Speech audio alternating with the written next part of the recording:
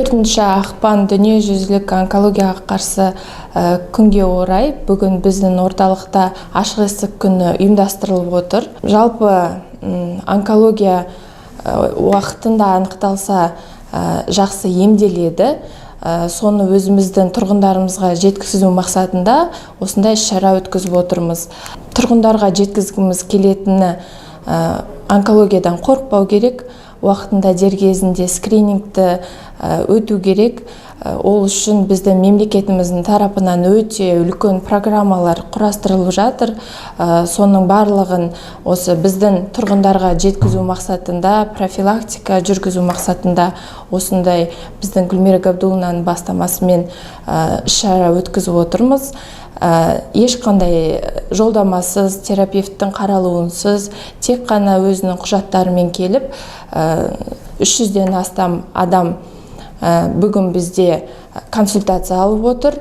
Өте узкий специалистердің консультациясы жүріп жатыр. Жалпы біздің Шығыс Қазақстан облысы бойынша алғашқы онкологиялық диагнозды қою былтырғы жылмен салыстырғанда 2500 жаңа случайлар шығып жатыр. Ол дегеніміз біздің онкодиспансерде 14 мыңға жуық адам учетта тұрады.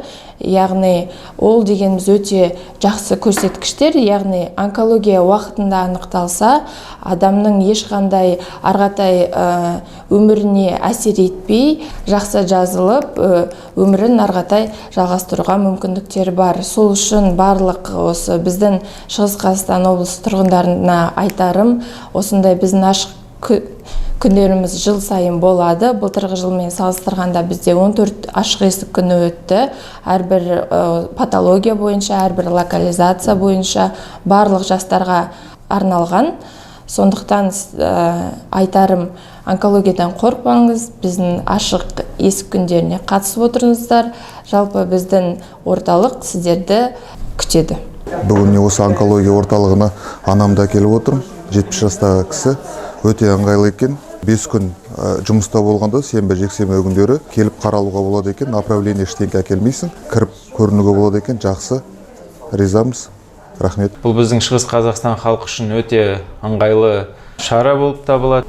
Мұнда бізде барлық мамандар қабылдайды бүгін. Адамдар өзінің барлық сұрақтарымен келіп қарала алады. Бұл өте жақсы мүмкіндік.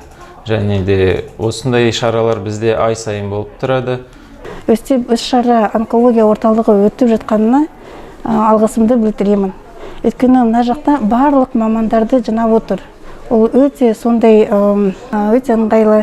Барлық мамандарға өстіп келіп жатқанға мен рахметімді айтамын. Өйткені біз күнделікті жұмыстамыз, уақытымыз болмайды. Сенбі күні бізде демалыс, өстіп тексеріліп аламыз. Жыл сайын даже скринингке барғанға бізде уақытымыз болмайды. Мына жақта барлық сұрақтарымызға жауап береді.